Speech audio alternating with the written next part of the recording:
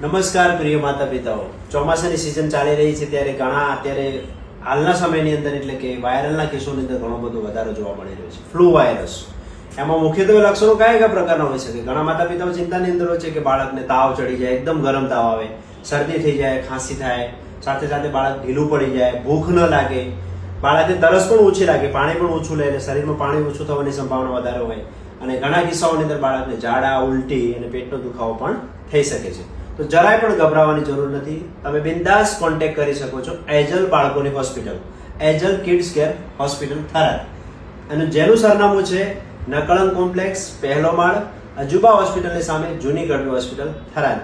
કોઈ પણ ચિંતા કર્યા વગર તમે બિંદાસ કોઈ પણ સારવાર બાળકને, આપના બાળકને એટલે કે 0 થી 18 વર્ષના બાળકને કોઈ પણ સારવારની જરૂર પડે તો તમે બિંદાસ સંપર્ક કરી શકો છો. જય હિન્દ.